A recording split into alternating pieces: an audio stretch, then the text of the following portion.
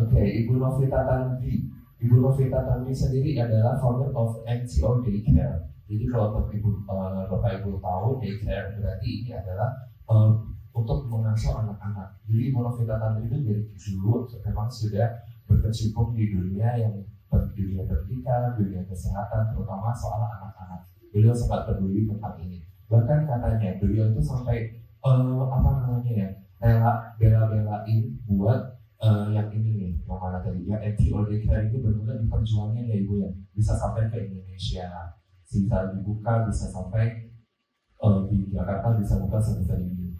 Kemudian beliau juga selain sebagai psikolog, beliau juga sebagai educator. Gini-gini guru loh. Selain jadi guru, apa lagi? Ada lagi yang lain yang spesial. Coba lanjut lagi. Tuh, ini background education-nya. Belajar jauh-jauh sampai University of South Wales, kemudian ke International London, UK, balik lagi ke Indonesia. Untuk apa sih Ibu ke Indonesia lagi? Karena Ibu ini cinta banget sama Indonesia, benar. Kenapa? Oh, mau ketemu saya. Aduh, jodoh gak kemana gue. Ya, jauh-jauh ke South West, ke London, UK, balik lagi ke Indonesia. Kenapa? Beliau peduli. Beliau care dengan yang ada di Indonesia, masyarakat Indonesia, untuk mencerdaskan bangsa-bangsa Indonesia. Betul ya Ibu ya? Amin. Lanjut. Ternyata FYI ini Q&A. Enggak? Too much information. Gak cuma jadi psikolog, gak cuma jadi educator, gak cuma jadi content creator, YouTuber, apalagi advanced hairdressing course. Buat apa Ibu? Advanced makeup course jauh-jauh ke Singapura. Buat apa Ibu? Tuh, berarti beliau itu berarti beliau hebat juga ya. Selain udah sibuk dengan keluarga, sibuk dengan pendidikan, ternyata instruktur senam dan kecantikan lagi. Next time boleh ya Bu Sri, kita undang lagi Bu Novita, tapi nggak jadi psikolog, tapi jadi instrukturnya. Boleh ya? Yoga bareng, bener ya? Oke, lanjut lagi. Book authors, nah ini yang spesial hari ini. Beliau akan membawa sudah siapin buku. Siapa yang sudah mau bukunya atau siapa yang sudah pernah baca bukunya? Nanti hari ini ada 2 buku spesial dari Ibu Novita. Oke, lanjut. Sudah ya, selesai. Awards, ini awardsnya banyak banget, sampai 11 dan kategori ini nasional. Ya, benar ya. Nasional, ada internasional juga. Gila, tepuk tangan dong untuk Ibu Novita. Semoga hari ini apa yang di-sharing oleh Ibu Novita bisa memberikan hal positif untuk kita semua. Setuju? Setuju. Oke Bu, jadi kalau Bapak Ibu di sini banyak nanya, extend sampai 30 jam boleh ya? Non-stop kita. Oke. Ya, capek dan berhenti seradi dulu ya. Kita mau dengerin suara merdunya Ibu Novita sekarang.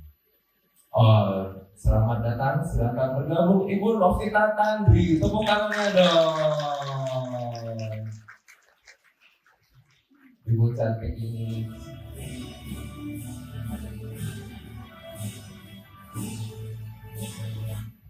Sudah siap Ibu Novita? Sudah siap Andy. Oke. Ganteng nggak sih Teacher Andy? Ganteng ya? Ada yang mau cari jodoh buat ponakan, buat sepupu? Makasih udah promoin ya. Iya dong, kamu promosiin saya habis-habisan loh hari ini. Terima kasih banyak Teacher Andy. Boleh di follow Instagramnya. Nanti ada. I love you so much. Ini promosi. Is it possible for me to say it back? Gitu. Ada suami saya takut nanti beda arah jalan pulang nanti. Kamu nggak makin menang dari dia 6 packs terus ototnya di mana-mana. Oh, saya masih ada 2 pack di sini. Masih ada waktu untuk build it up. Oke, silakan kepada Ibu Novita tadi waktu dan tempat. All yours. Thank you so much. Terima kasih. Terima kasih. Assalamualaikum warahmatullahi wabarakatuh. Shalom. Om Swastiastu, Namo Buddhaya. Salam kebajikan buat kita semua. Wow, I'm so touched.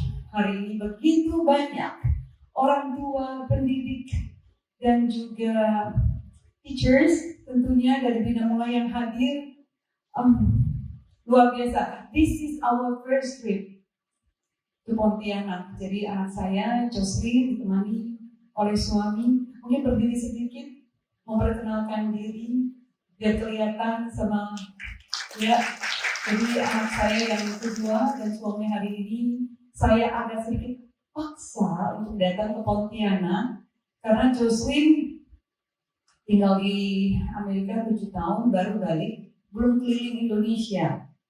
Terima kasih banyak Ibu Sri Dwi Limin sudah mengundang, such an honor to be here.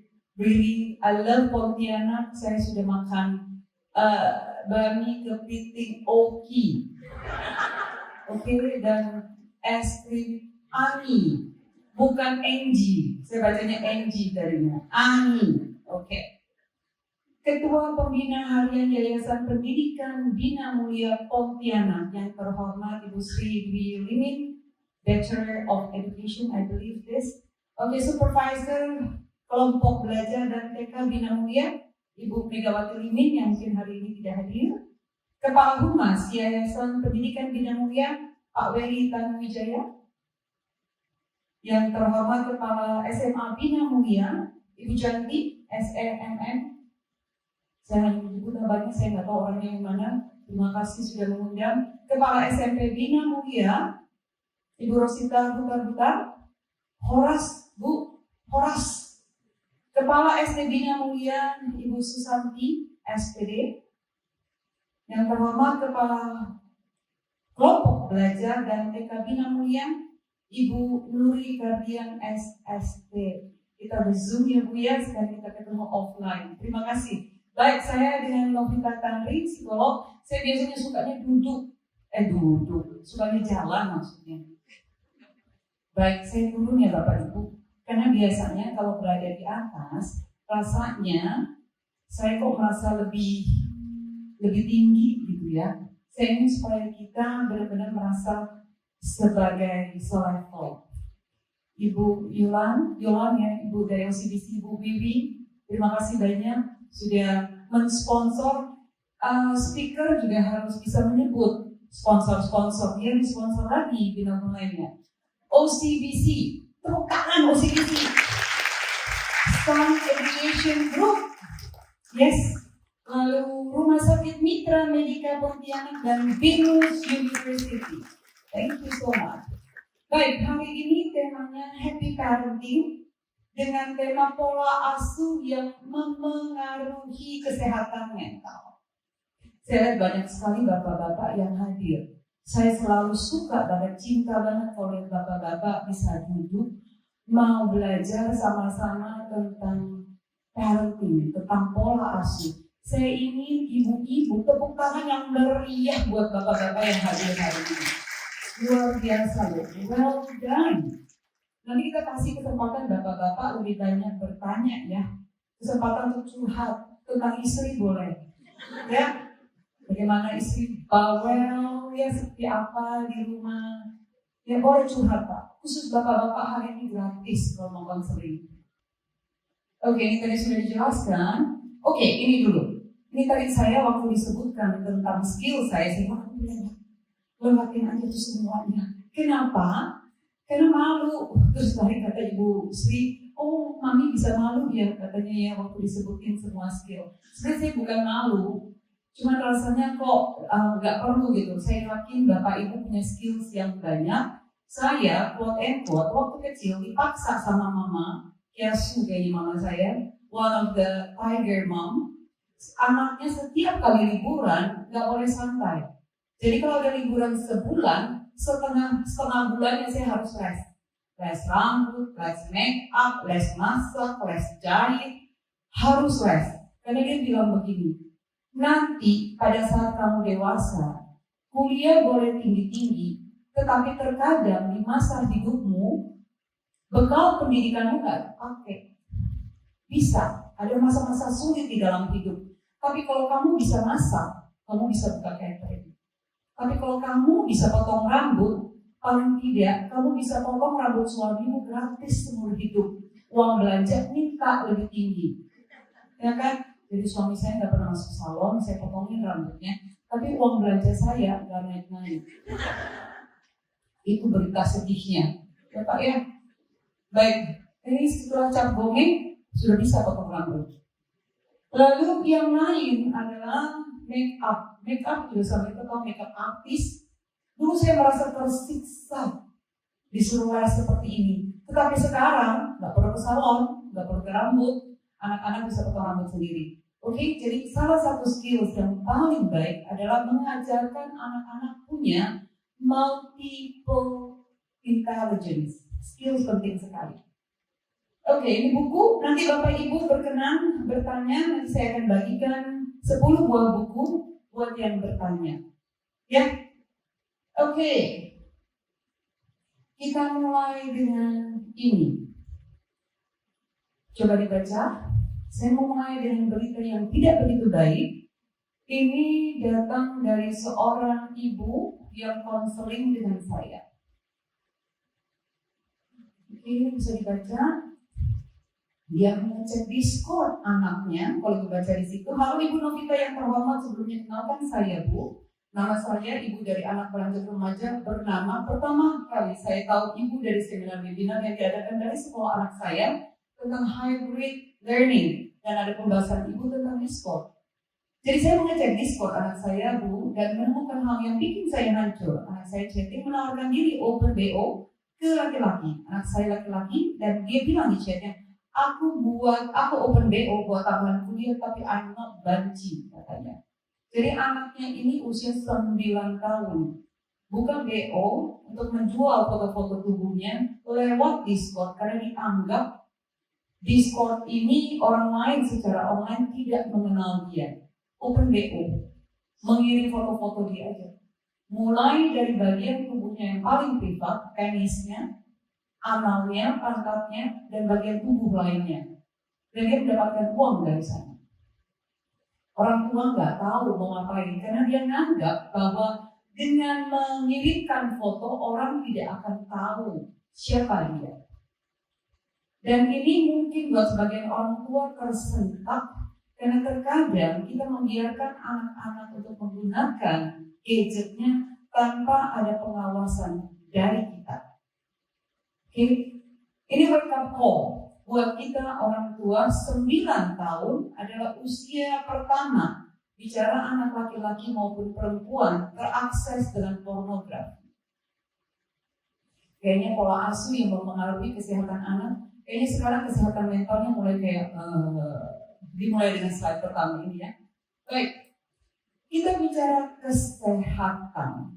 Bicara kesehatan yang kita tahu adalah kesehatan secara fisik. Ya nggak sih? Tetapi ternyata menurut Undang-Undang Nomor 36 Tahun 2009, kesehatan didefinisikan sebagai suatu keadaan sehat, baik secara fisik, mental, spiritual, maupun sosial yang memungkinkan setiap orang untuk hidup produktif secara sosial dan ekonomis. Jadi kesehatan bukan saja ceklat bahwa badan kita tidak punya penyakit degeneratif, tidak punya kolesterol, tidak punya trigliserida, tidak punya hipertensi, tidak punya apalagi yang lain, diabetes, gula darah yang tinggi, tetapi ternyata fisik dan juga mental secara spiritual dan sosial.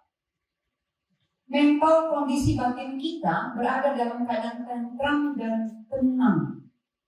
Itu kesehatan. Sehingga memungkinkan kita untuk menikmati kehidupan sehari-hari dan menghargai orang lain di sekitar. Itu kesehatan.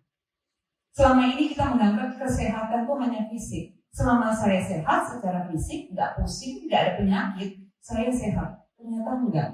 Dan saya yakin kesehatan mental menjadi salah satu hal yang kita dapatkan awareness-nya lebih tinggi pada saat masa pandemi. Ya nggak sih? Ya, benar ya. Masa pandemi kita ibu-ibu jadi tahu ya bahwa kesehatan mental itu penting banget. Kena mental nih kata-kata dari anak-anak kita atau ABG zaman sekarang.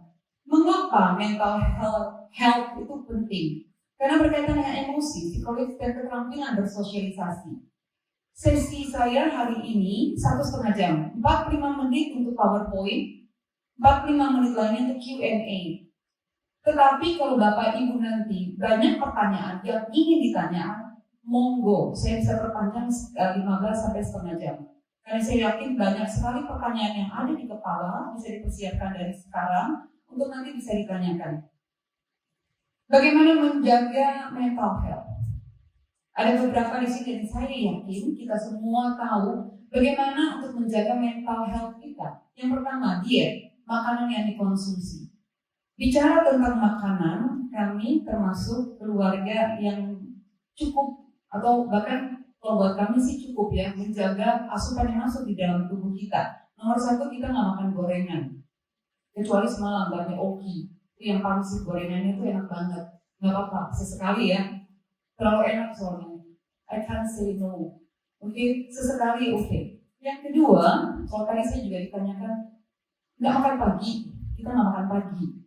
Jadi kita skip dengan intermittent fasting, 16 jam, 17 jam dalam sehari. Buat yang punya GERD, MA, dan kembung, boleh dicoba intermittent fasting. Tapi dengan caranya keluarga Pak Johannes ya, dan Novita. Boleh dicoba. Lalu kami juga weight training. Kenapa saya share ini? Bukan kepengen show off, tetapi saya ingin membagikan ke Bapak Ibu bahwa fisik dan mental datang dari bagaimana badan kita yang sehat dan bugar dan fit. Karena badan kita adalah tempat satu-satunya kita hidup. That's the only place we live. Ini adalah badan kita, bukan rumah kita. Bukan fasilitas materi yang ada di sekitar kita, tapi badan kita. Kalau badan kita nggak sehat dan bugar, sulit sekali untuk bisa berpikir secara jernih dan sehat. Mensana in corpora sano, kita dari kecil ya. Nah sekarang yang kita lakukan adalah weight training, yoga, pilates. Itu 8 jam. Sehari is a must buat keluarga kita. Mengenalkan coping mechanism yang tepat, hindari stresor yang merusak. Bicara tentang stresor, ini saya boleh tanya jawabnya ya. Saya nggak betah soalnya. Kalau bicara tentang stresor, karena yang tertutup dengan tiang-tiang ini kasihan tak kelihatan. Stresor, kita bicara stres. Stres itu adalah hal yang negatif di dalam pikiran kita. Padahal stresor itu adalah hal yang kita hadapi setiap hari. Stresor itu penyebab dari stres. Jadi bicara penyebab dari stres setiap hari bisa datang dari mana saja. Sangat bisa datang dari mana saja. Mulai dari pagi misalnya telat bangun, sampai lupa sikat gigi misalnya, sampai lupa mandi misalnya, rambutnya berminyak misalnya, itu bisa menjadi penyebab daripada stres yang disebut dengan stresor. Nah anak-anak kita setiap hari menghadapi stresor. Stresor yang jelek kalau itu negatif bisa membuat kortisol atau hormon yang membuat mereka lelah itu bisa terjadi. Baik, saya nggak boleh jauh-jauh ke Indonesia. American Psychological Association mengatakan bahwa olahraga punya manfaat yang lebih bagi kesehatan mental. Itu meningkatkan suasana hati, mood enhancement, melawan atau lari, fight or flight. Lalu menyangga otak, buffering the brain, yang mendapatkan hasil getting the off. Sebelum saya lanjut, saya pengen tanya, Bapak Ibu yang punya anak di bawah 12 tahun, ada nggak di sini? Di bawah 12 tahun, ada. Bapak Ibu yang anaknya di bawah 5 tahun? 1. Oh lumayan banyak ya, tapi didominasi oleh yang 12 tahun. 12 tahun ke atas? Banyak, oke. Atau anaknya kayak 3 atau 4 nih kayaknya ya. Bapak Ibu yang punya anak di atas 3, 4 orang anak. Udah mulai berkurang ya. Udah mulai berkurang, 4 orang anak. Oke. Kita udah ngangkat tangannya ini udah malu-malu ya. Ya nggak sih? Padahal papa saya, saudara 21 orang. Itu dari satu papa, satu mama. Bukan dari istri yang banyak. Jadi nenek saya melahirkan itu 19 kali karena 2-nya kembar. Kebayang nggak kalau punya anak 21 kan? 4 aja Bapak Ibu udah senyum-senyum gitu ya. Gimana punya anak 21 itu papa saya, dan papa saya anak yang keempat. Jadi kalau saya disuruh apalin nama apa-apa, nama asuh-asuh, kuku-kuku, lupa urutannya. Karena sepupu saya ada 155 orang hanya dari pihak papa. Jadi kalau pesta, keluarga kita 300 orang, keluarga kita doang. Makanya kata Jocelyn, kalau saya menikah, papa, Dedi sama mami aja yang datang. Yang lain gak perlu nombok katanya. Oke, masalah kesehatan mental, depresi, gangguan kecemasan, panic attack, self-harm. Ya, jadi kalau saya ambil dari A, B, C sampai ke bawah, nomor 1 adalah depresi, gangguan kecemasan. Yang disebut dengan self-harm, disebut dengan pikiran bunuh diri, suicidal thought, bipolar, skizofrenia, dan lain-lain. Generasi Alpha. Bapak Ibu, anak-anak yang lahir di atas tahun 2010 itu adalah generasi Alpha. Generasi anak-anak yang lahir di atas 2010. Saya yakin berarti rata-rata di sini punya anak-anak yang lahir di atas 2010 ya. Karena tadi waktu saya tanya pada angkat tangan semua. Generasi dipengaruhi oleh revolusi industri. Revolusi industri 1.0, 2.0, 3.0, 4.0, dan sekarang masuk dengan generasi 5.0. Di China sekarang sudah masuk generasi Alpha revolusi industri 5.0. Kita baru balik dari China. Dulu kalau ke China, saya selalu paling males pergi ke China. Kenapa? Kotor, orangnya kasar. Terus kalau mau ngambil teh bisa lepotan kemana-mana, teriak-teriak. Ya nggak sih? Toiletnya luar biasa bau dan jorok. Ternyata kemarin kita pergi, tahu nggak? Shanghai dan Beijing itu udah seperti Jepang. Bersih, toiletnya wangi, orangnya udah gak kasar, gak ada sampah, sama sekali. Saya surprise banget, karena gak pernah menyangka bahwa Cukwo itu bisa berubah seperti itu. Langsung, yang dulu pikirannya angka 5, sekarang saya naik langsung 9.5, beneran. Anak saya kalau saya suruh ajak pergi ke China gak mau. Sekarang dia pergi, saya bukan promosi China ya. Tapi artinya mereka berubah ini luar biasa sejak masa pandemi. Masa pandemi merubah China.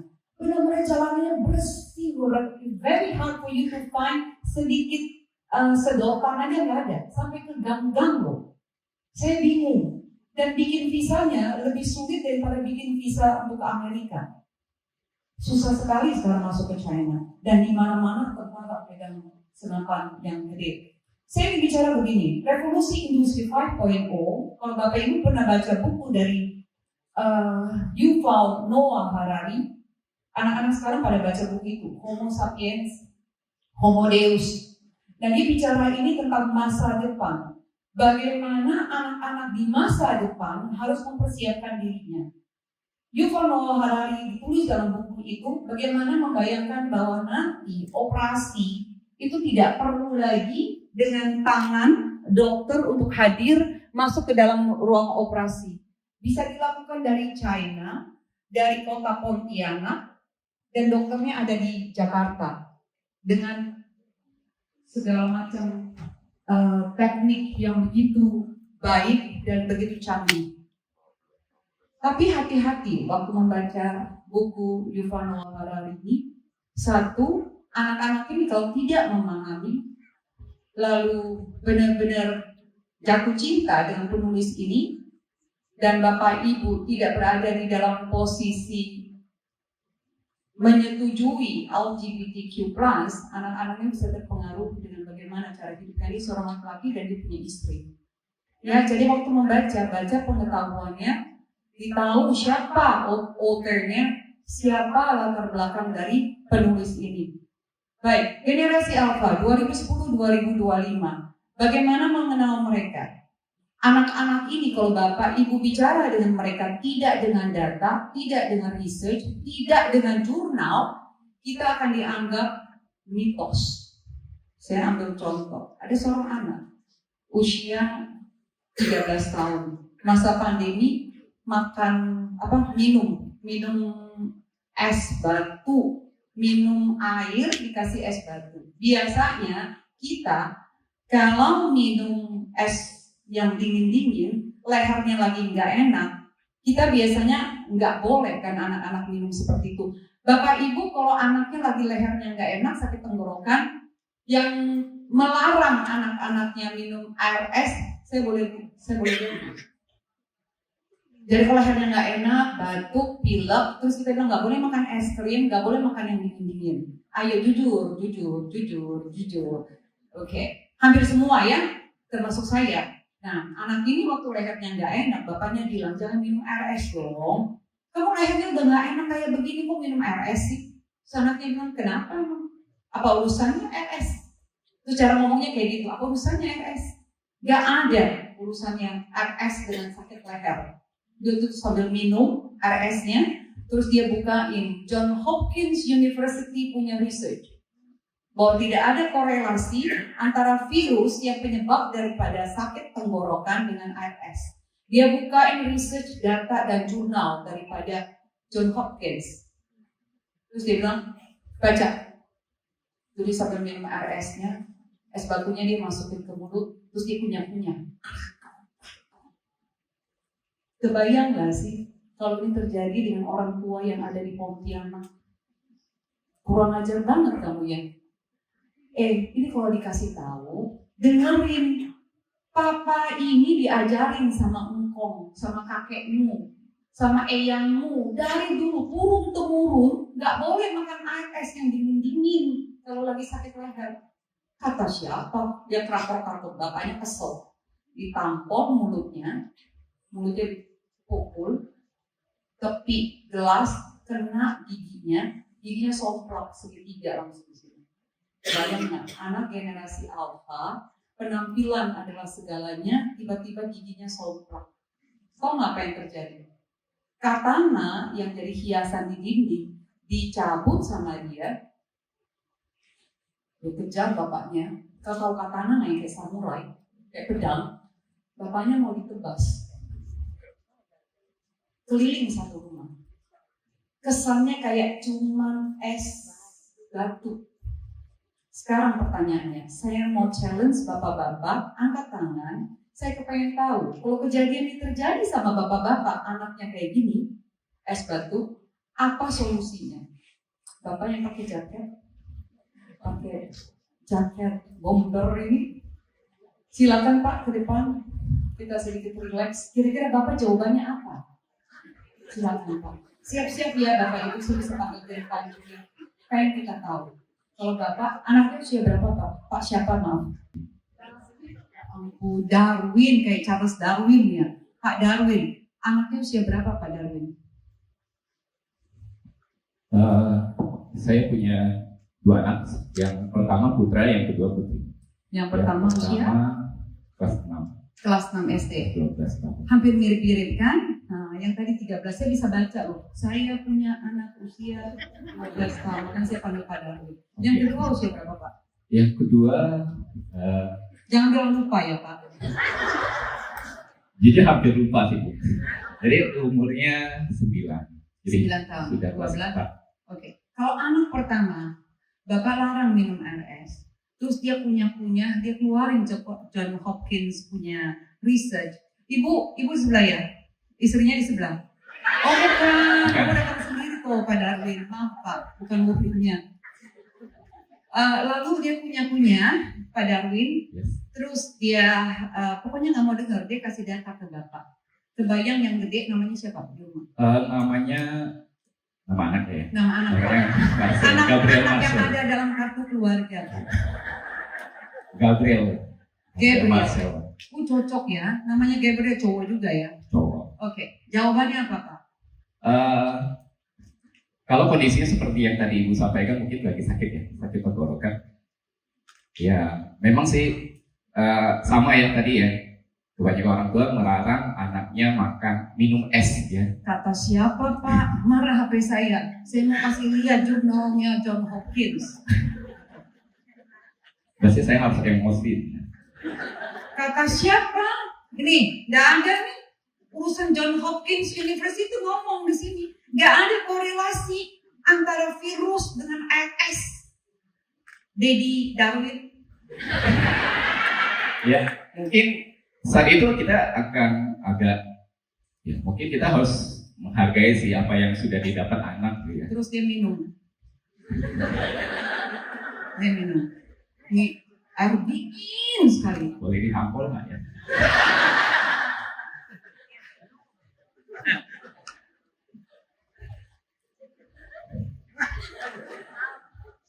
Dia gigit-gigit di depan bapak, es batunya kruyuk. Gitu. Marah sih. Marah. Marah. Oh, oke. Terus marahnya gimana? Mungkin ya kita nggak tahu ya dalam keadaan seperti itu karena sekarang kita nggak merasakan ya. Marahnya gimana?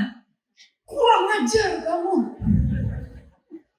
Kamu udah ngajarin. Kalau kita merasakan hal itu saat itu mungkin ya emosi ya, emosi. Karena yang pernah kita napas dapat pendek-pendek, ya, enggak. Ya, Gitu ya Pak. kita emosi lalu paling kita panggilin mamanya. Oh mama yang dipanggil. Enggak, hari ini seperti Bapak hari ini datang sendirian, mama nggak ada. Ada. Mama ada mana mama? Engkau aja nggak ada. Ya anggap nggak ada, Oke. mamanya nggak ada. Pokoknya mamanya lagi arisan. Oke. Ya emosi pasti kalau kita sadar memang saat itu kita lagi mungkin lagi keadaan Jangan panjang-panjang Pak, langsung ngapain Bapak hari itu? Ngapain? Apa mungkin adanya diambil Bapak? gelasnya, diambil aja gelasnya. Mungkin dia larang minum aja dulu. Udah tarik-tarikan, gelasnya sampai pecah. Bisa jadi. Nggak mudah ya situasi seperti ini. Iya. Benar nggak sih? Nggak mudah kan? Kita menahan emosi, udah teknik breathing, nanti saya ajarin Bapak Ibu. Bagaimana tak mengelola marah kita waktu emosi kayak gini. Nggak gampang, beneran ini nggak gampang. Lalu anak ini dibawa ke saya mesti ngapain? Dia tanya ke saya, ini saya mesti ngapain dalam situasi ini? Bapak bilang, saya marah, saya ngamuk, karena kurang ajar. Benar nggak sih? Ya. Udah gue capek-capek kerja dari pagi sampai malam untuk sekolahin lu, nggak tahu diri, ngomong sama orang tua kurang ajar. Gitu ya Pak? Enggak sih Bu. Oh enggak. Tapi Bapak ngapain? Ya paling marah sih Bu, yang marah kalau memang merasa lagi kondisi nggak sehat tiba-tiba dia harus minum yang memang kita taunya. Tapi nggak ada korelasi Pak, Iya, nggak ada betul. korelasi. Anak-anak hati-hati, mereka pakai data research journal. Kalau tidak ada data research journal, kalian dianggap mitos. Itu anak zaman sekarang yang kalian harus tahu, generasi alpha. Karena di sekolah Bina Mulia, apalagi itu yang ngajarin semua data, benar nggak sih, Ibu Ketua Harian? Ya kan, YP, BMP, betul, pakai data. Karena nggak bisa, semuanya pakai data. Tanpa data, kita beli barang aja ada review. Oke, bingung ya Pak jawabnya. Padahal Bingung. Ya kalau mungkin anak-anak sekarang memang cerdas sih Bu. Kalau untuk informasi mereka sangat mudah mendapatkan informasi, apalagi Bapak memang. butuh bantuan nggak? Bapak-bapak lain ada yang mau bantu? Bapak pakai baju kuning. Seger sekali warnanya. Silakan Pak. Ayo, Ibu dorong Bu. Biar hari ini jadi sama-sama kita. Ayo sini Pak, sini Pak. Ayo sini Pak. Nanti saya kasih dapat buku Pak. Bapak mau pakai cap bibir bukan tanda tangan aja. Seperti Marilyn Monroe. Gak apa-apa Pak. Biar berdua Bapak jadi Boleh, ketua. boleh. Silakan. Bisa dibantu. Dengan Pak siapa Pak? Pak Sukiono. Sugiono. Kuping saya hari ini memang ada masalah atau gimana? Pak Giono. Oke. Pak Sierra Uda Golf India Oscar November Oscar. Oke. Silakan bantuin Pak. Pak Darwin stuck dia. Bingung dia mau jawabnya apa. Kalau di saya enggak. Kalau aku sih masih dibolehkan sih, tapi kalau anak mungkin kalau bicara data orang tua kita lawan sama data itu nggak mungkin bisa. Saya suka dengan jawabannya. Data dengan data. Oke, ini sekarang kita bicara John Hopkins. Bapak keluar data mana?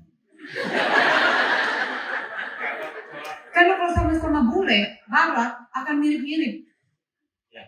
Benar nggak?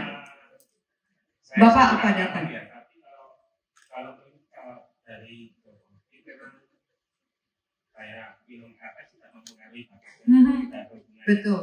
Tapi kan kalau minum RS bisa jadi membuat batuk lebih parah.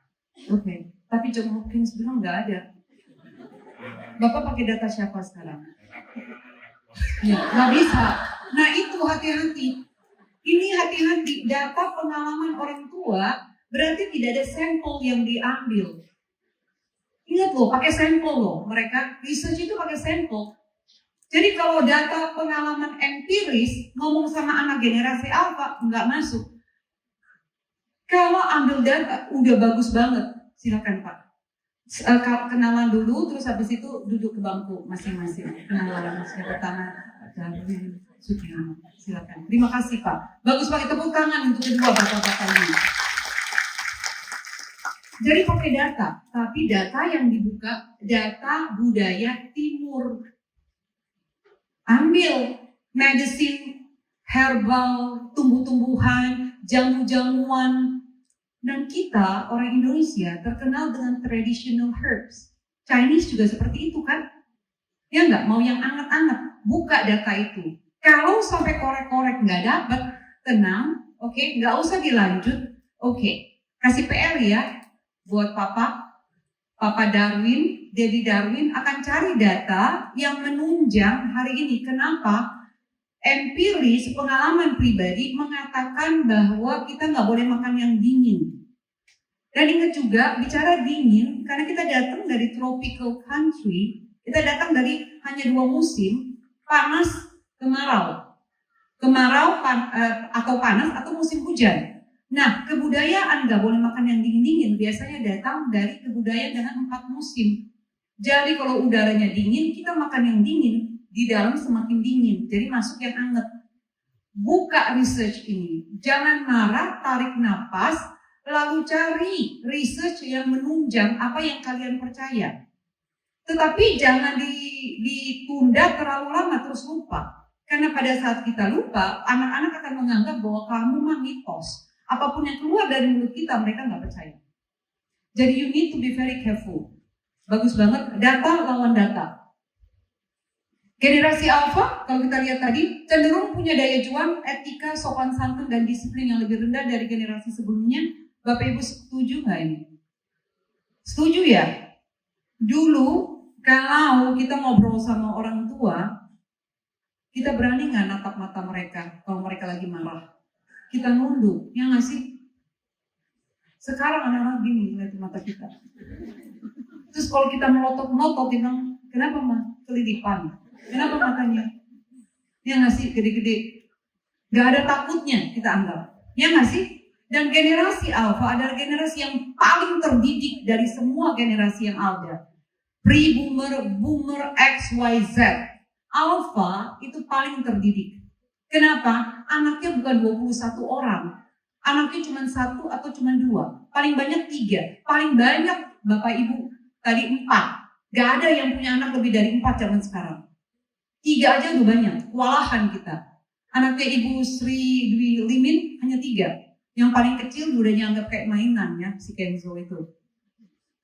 Terlalu banyak. Lalu yang lain, kalau kita lihat nih, generasi yang menghargai bisnis dengan integritas apa adanya dan konsentrasinya pendek. Jadi kalau setiap kali anak-anak dikirim ke ruang konseling saya, orang tua selalu bilang fokusnya rendah. Nggak bisa fokus dengan yang panjang. Bukan salah mereka. Jadi Bapak Ibu juga harus tahu. Karena dari kecil mereka dengan gadget. Nah gadget ini berpindah terus. Anak-anak lebih suka dengan gadget karena gadget ini punya pilihan banyak. Kalau dari kecil Bapak Ibu izinkan mereka untuk makan saja pakai gadget, akan sulit sekali pada saat sudah dewasa atau bahkan 9 tahun untuk lepas dari gadget. Pornografi menjadi salah satu tertinggi, bukan salah satu, paling tinggi di dalam ruang konseling saya. Paling kecil, anak sudah terpapar pornografi itu umur 8 tahun. 9 tahun rata-rata anak laki-laki sudah nonton pornografi. Jadi your boy is not a baby boy anymore. Kelihatannya mereka kecil, badannya kecil, kelihatannya masih kayak anak-anak. Tetapi paparan dari pornografi buat orang tua yang membiasakan gadget dari kecil itu sangat-sangat tinggi. Oke? Freedom outside dan freedom inside. Dulu waktu kecil, kita punya waktu jam malam, ya nggak sih? Ada yang orang tua kalau SMA, jam 10 malam harus pulang. Seperti Casper. Di Bapak Ibu ada kok Casper? Casper jam 10 malam. Ada lagi yang lebih fleksibel. Pulangnya jam 12 malam, kayak Cinderella. Ya, sepatu kaca. Yang bisa berubah. 12 malam. Freedomnya outside. Artinya, kalau kita pulang terlalu malam, orang tua khawatir dapat pergaulan yang jelek. Kita harus pulang tepat waktu. Ya enggak? Sekarang, freedom didapatkan anak-anak dari dalam rumah. Inside the house. Makanya anak-anak kalau sudah sampai rumah tidak mau diganggu oleh orang tuanya, masuk kamar. Tahu nggak cara untuk mereka keluar dari kamar? Matiin wifi-nya. Beneran. Kalau wifi-nya mati, 100% mereka keluar dari kamar. Mau dicoba nggak? Ntar malam ya. Masih boleh kasih dia yang paling murah. Benar. Karena kalau enggak, anak-anak ini dengan alasan bikin tugas sampai jam 12, jam 1, jam 2 pagi belum tidur. Jadi salah satu disiplin yang harus diterapkan, Wi-Fi itu lemot setelah jam 10. PR hanya bisa dilakukan di bawah pukul 10 malam. Coba deh dilakukan, efektif sekali. Next. Karakteristik generasi alpha. Menguasai teknologi, potensi membawa pembaruan, memiliki pemikiran dan opini yang kuat, lebih banyak berinteraksi melalui media sosial, tidak suka dibatasi oleh aturan, terus berubah, senang dengan inovasi. Ini generasi alpha. Mau tidak mau, karakteristik ini yang kalian harus memahami dan mengetahui. Next, saya nggak nyampe soalnya. Mandiri, tantangan faktor-faktor lain yaitu pornografi, agnostik, ateis, LGBTQ+. Oke, next. Ini 4 masalah utama yang paling besar di ruang konseling saya, pornografi, games, Discord, media sosial. LGBTQ+, itu ada 72 gender. Jadi kita sekarang ada 72 gender ya Bapak Ibu. Kalau Bapak Ibu di Pontianak cuma tahu laki-laki dan perempuan, di dunia sekarang ada 72 gender. Jadi laki-laki perempuan plus 70 gender lainnya. Jadi kita bicara LGBT, lesbian, gay, bisexual, transseksual, Q itu mewakili dan plus yang lain, 70 yang lain. Nah biasanya kalau mereka sudah masuk pornografi, mereka sudah masuk LGBTQ+, dan by the way, LGBTQ+, orang tuanya nggak tahu. Rata-rata yang dikirim ke saya karena masalah akademik, masalah kemalasan, masalah keseharian, masalah game. LGBTQ+ biasanya keluar dari masalah-masalah yang dikirimkan ke saya. Dan ini biasanya orang tua tidak tahu. Kalau sudah masuk satu dan yang kedua, yang tiga masuk agnostik. Karena secara hati nurani, di luar dari agama, mereka tahu pornografi itu salah. Mereka tahu bahwa negara kita tidak setuju dengan LGBTQ+, dengan adanya 5 agama di Indonesia yang rata-rata tidak menyetujui ini. Jadi mereka akan menjadi agnostik. Agnostik artinya dia percaya ada kekuatan yang besar, tapi bukan lewat agama. Atau menjadi ateis. Nah ini juga yang poin nomor 3, orang tua tidak tahu. Karena masalah iman itu biasanya tidak didiskusikan dengan orang tua. Mereka tetap ke gereja, mereka tetap ke vihara, mereka tetap ke kelenteng, mereka tetap ke masjid, tetapi mereka tidak mengakui adanya agama. Dan ini tinggi sekali. Self-harm, suicidal thought. Self-harm itu bahkan sekarang, tinggi sekali ruang konseling saya, ada YouTube yang mengajarkan tentang bagaimana membuat barcode. Barcode Bapak Ibu tahu ya, Barcode itu ada garis-garisnya. Nah, bagaimana bikin barcode di lengan? Dan sekarang bicara tentang self-harm, bukan hanya di lengan aja Bapak Ibu, tetapi di paha dalam, tetapi di lengan atas, atau di dalam bahu dada mereka di sini. Jadi biar nggak kelihatan sama orang tua. Kalau yang dulu kan kelihatan sekali di tangan. Sekarang enggak. Self-harm terjadi bisa di bagian tubuh manapun.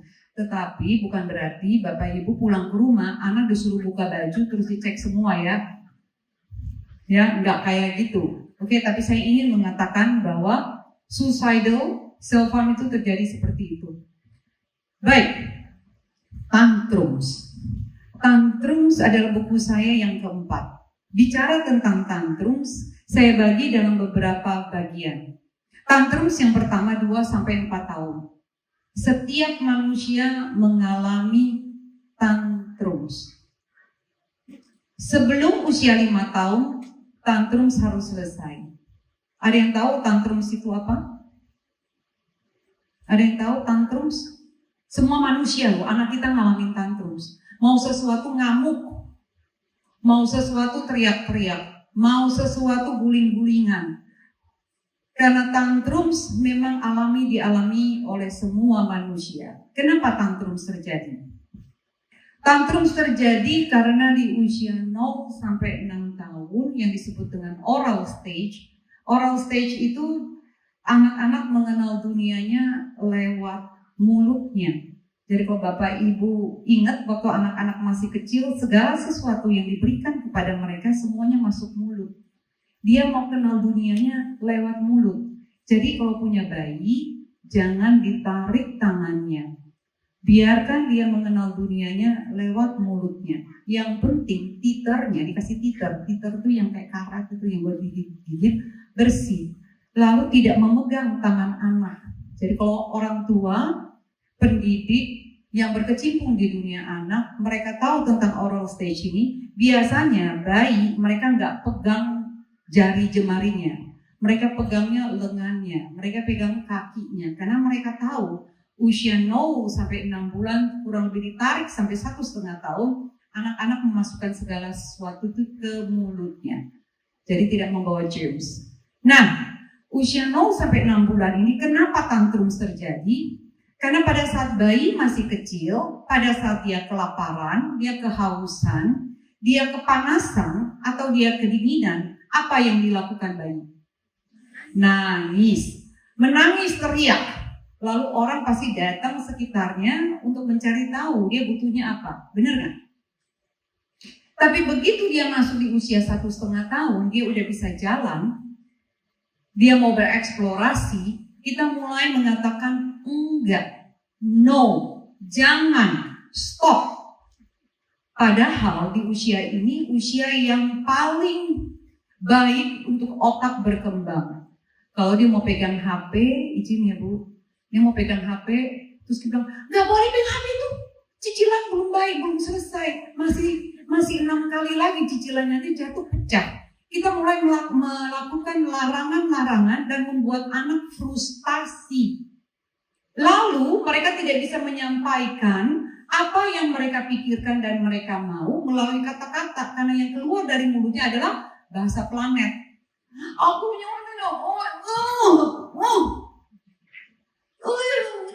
nunjuk. Dan kita juga frustasi, ngomong apa sih? Nah, rasa frustasi itu karena belum bisa berbicara dengan tepat, membuat frustasi yang disebut dengan tantrums. Nah, tantrums karena emosi marah, nomor 1, datang juga dengan genetik dan budaya. Pontianak mungkin dengan suara yang gede, dengan tabiat yang keras, itu bisa menurunkan ke anak-anak dengan tabiat yang keras dan karakter yang keras. Jadi itu genetik. Nah, bagaimana menghadapinya? Itu di buku saya yang keempat. Hari ini kita tidak bicara tantrums, tapi saya ingin katakan begini. Kalau tantrums tidak selesai sampai di usia 5, ada tantrums seri kedua di usia puber. Hormonal berubah. Mulai usia 12, 13, 14 tahun. Nah, di usia ini mereka krisis identitas. Mereka mencari identitas diri, mau jadi manusia dewasa muda yang seperti apa nantinya. Mereka masuk ke dalam tahapan teenager, 12 sampai 14 tahun. Nah, di sini mulai di usia SD kelas 6, kelas 1 SMP, kelas 2 SMP, anak-anak udah semakin sulit untuk kita ajak komunikasi. Ya, sekarang sebelum kita mulai, saya mau masuk ke seri ketiga. Saya ingin ada 3 orang volunteer ke depan, 1 jadi anak, 1 jadi papanya, 1 jadi mamanya. Ya, siap-siap panitia bisa bantu saya untuk mempersiapkan 3 orang volunteer, 1 jadi papa. Kita bikin role play ya. Kita bikin role play. Oke, seri 3, 22 sampai 24. Seri ketiga ini di mana anak-anak sudah mulai selesai kuliah, mencari menjadi manusia dewasa, berada di persimpangan. Kalau yang seri 2 tantrum nggak beres, tidak punya bonding dan attachment yang baik dengan orang tua, dia menjadi orang yang dewasa. Biasanya kalau sudah kuliah keluar kota, keluar negeri, atau tinggal sendiri, mereka udah nggak mau balik. Merasa nyaman untuk tinggal sendiri, bondingnya nggak ada. Oke. Saya ingin supaya 3 orang, 1 orang bapak, oke? Ada yang berkenankah? Angkat tangan. Oh, bapak mau? Oh, mau ke toilet. Saya kirain bapak mau ke sini. 1 ibu. Yuk, kita jadi 1 jadi anaknya. Ibu lebih suka jadi anaknya yang pulang sekolah capek sekali. Oke, pergi sekolah jam 7, bangun jam 6. Les sepanjang hari sampai di rumah jam 6 sore. Ya, jadi ibu tantrum, ya. Lalu yang kedua bapak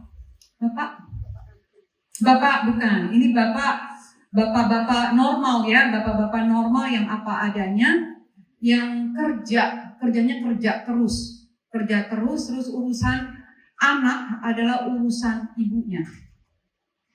Ayo, siapa? Bapak pakai baju merah. Bapak baju polo merah, silakan Pak. Silakan.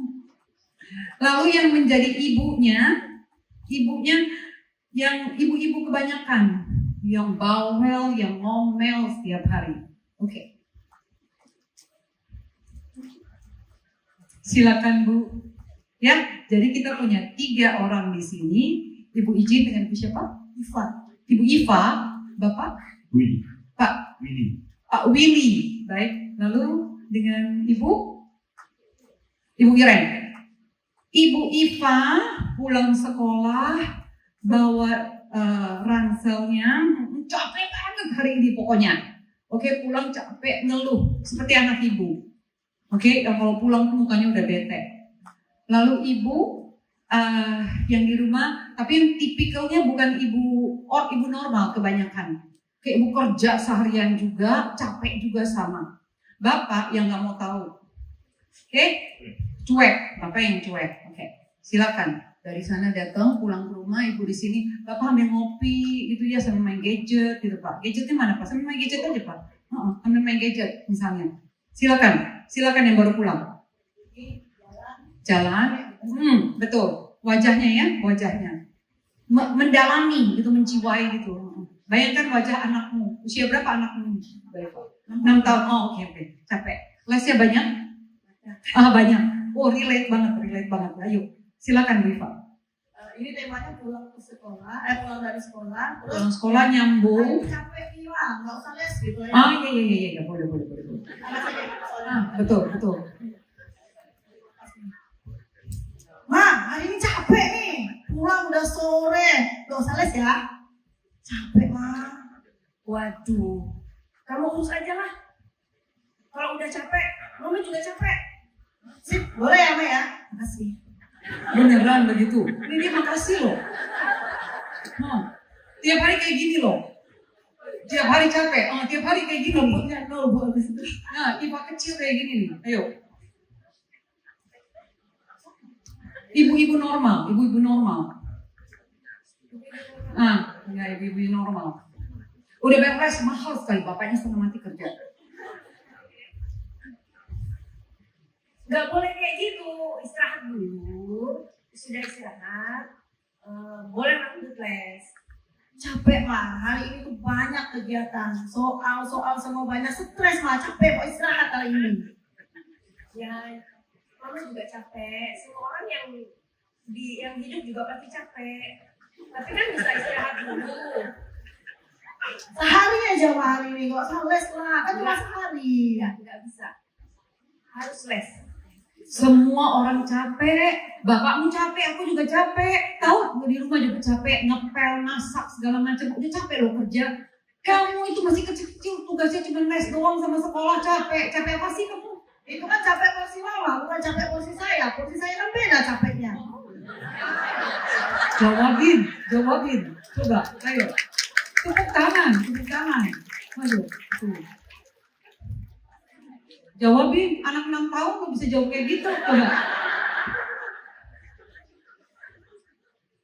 Nggak boleh gitu. Yakin kayak gitu? Ya nggak mau loh, dia gitu nggak ada. Pokoknya aku nggak mau les. Yakin? Nggak boleh gitu nak. Yakin? Ibu-ibu normal. Kesabarannya banyak. Bapak kalau mau masuk dia ngomong, silakan ya. Nggak ikutan ya? Oh oke, nggak peduli. Oke. Coba tanya Bapak Muziu. Bapak lagi main Mobile Legends, nggak bisa diganggu. Bapak lagi main Mobile Agent, nggak bisa diganggu. Itu jawabannya. Jujur banget ya ini anak. Oke. Lalu? Udah, nggak usah les. Nggak usah les ya, Ma? Boleh ya? Nggak bisa. Sehari aja, Ma. Satu ini aja. Nanti hari ini, besok kamu gitu lagi. Kan besok alasan capek. Kan besok belum capek. Nggak bisa. Hari kedua. Sudah hari kedua. Oke, dikasih. Hari kedua. Kita coba. Hari kedua. Masuk. Wah, kemarin berhasil. Berhasil kan kemarin? Ya. Sudah. Mukanya lebih nggak boleh ceria gitu. Itu dong. Dia manipulator. Ya. Apa lagi? Capek? Nggak mau les lagi? Capek, Ma. Tapi hari ini sedikit capeknya. Nggak ada. Kemarin udah nggak les. Hari ini mau nggak les lagi. Les kan banyak nih, Ma. Hari ini kita ambil satu mata pelajaran aja. Boleh ya, Ma ya? Kemarin udah semua 4 les kamu nggak pergi. Hari ini nggak lagi. Nggak ada. Memang satu hari ini dimasukin, Ma. Nggak bisa. Hari ini 3-nya libur. Besok lah, Ma. Nggak. Besok lagi, nanti gitu lagi. Oh, guru saja enak, Ma. Galak. Pokoknya nggak mood lah kalau mau les sama dia. Gurunya galak mungkin karena kamu banyak tingkah. Enggak juga sih, Ma. Memang nggak seru orangnya. Udah lah, masalah sehari. Satu ada yang les ya. Nanti Mama gantiin guru lesnya. Kalau kata Papa yang ngantar guru lesnya nggak cantik, Ma.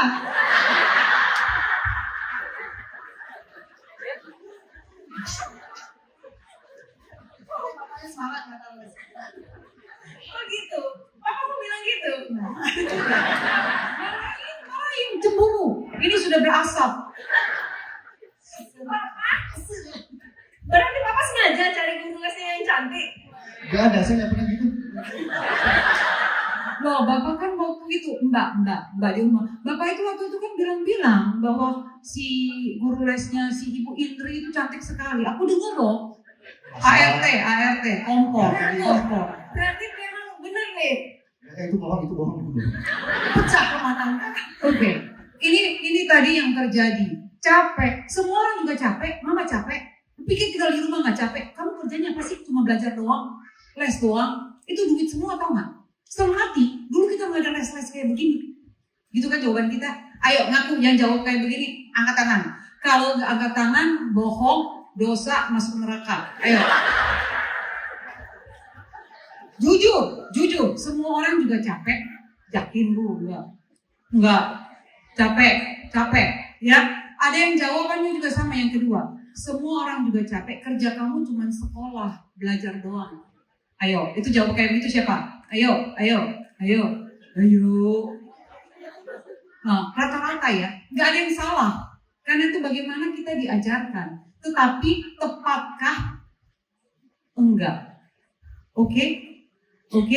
Baik. Jadi capek, tidak masuk. Yang kedua, bagus banget, manipulator. Dia bisa bikin bapak sama mamanya berantem. Sangat bisa karena dia cerdas. Bapak bersuara. Jadi kalau urusan kayak begini, urusin anakmu, suruh dia urusin anakmu. Itu tuh nggak moles loh. Kemarin nggak moles, sekarang nggak moles lagi. Ini anak siapa sih? Persis kayak lu kayaknya di waktu kecil. Kata mamamu kan begitu kamu waktu kecil, malas les. Urusin tuh. Terus nyolong pergi. Urus. Pak, aku nggak mau les. Ayo ke papa sekarang. Minta ke papa nggak mau les. Nggak boleh. Bukan murid. Papa, hari ini aku nggak mau les, capek. Coba sama ibu dia ngomong papa harus kerja. Gak apa ya, kayak ini diajak kompromi sama papa aja ya. Udah nggak usah masih ada meeting. Coba sama dia kerja. Ada siapa? Satu aja mata pelajaran yang les yang lain nggak usah, ya Pak. Papa nggak urus pikirannya sama mamanya. Nggak bisa meeting. Pokoknya dia nangis. Oh, papa, ayo dong, papa. Anak perempuan kan, anak perempuan. Pak, ayo dong ngomong sama mama Pak. Hari ini nggak usah les. Kamu aja, ini masih sibuk. Kamu ngomong sama mama, izin nggak usah. Apa yang ngomong? Susah. Ini sangat-sangat terjadi di dalam realita keluarga kita, ya nggak sih? Tepuk tangan dulu untuk Bapak Ibu yang sudah berdiri. Terima kasih, silakan duduk kembali. Baik, realita seperti ini. Manipulator ini terjadi di usia mulai dari tantrums. Bapaknya nggak kasih, bapaknya yang sibuk bekerja, ibunya nggak kasih. Dia bisa datang ke papanya terus dengan puppy face, dengan muka yang merengek supaya papinya kasih, bapaknya kasih. Itu terjadi dalam realita kita. Tepatkah? Nanti kita bahas ya. Kalau ini yang terjadi setiap harinya. Fase tantrums, marah dan ngamuk. Kecerdasan majemuk. Kecerdasan majemuk adalah kecerdasan dari Howard Gardner dengan 9 kecerdasan yang lain. Yang saya ingin tekankan di sini bahwa akademik penting, akademik baik, bisa matematika baik, bisa sains baik, tetapi itu satu daripada kecerdasan yang ada, yaitu yang kedua, kecerdasan logis matematis. 8 kecerdasan lainnya yang verbal, spasial, kinestetik, musikal, intrapersonal, interpersonal, naturalis dan eksistensial, ada 8 kecerdasan lainnya yang dibutuhkan oleh anak. Artinya verbal itu komunikasi lewat kalimat. Anak perlu untuk bisa mengungkapkan perasaannya lewat kata-kata dari kalimat. Logis itu yang les terus tiap hari kita berikan kepada anak-anak. Saya tidak katakan les tidak bagus, tetapi kalau anak tidak memahami kenapa mereka les, itu yang terjadi. Capek dan malas, capek dan lelah, dan akhirnya di rumah akan tiap hari seperti itu. Karena mereka nggak memahami kenapa saya harus les. Spasial visual. Oke. Semalam saya datang ke ruang ini, masih kosong semua. Kecerdasan spasial visual itu harus diperlukan oleh manusia.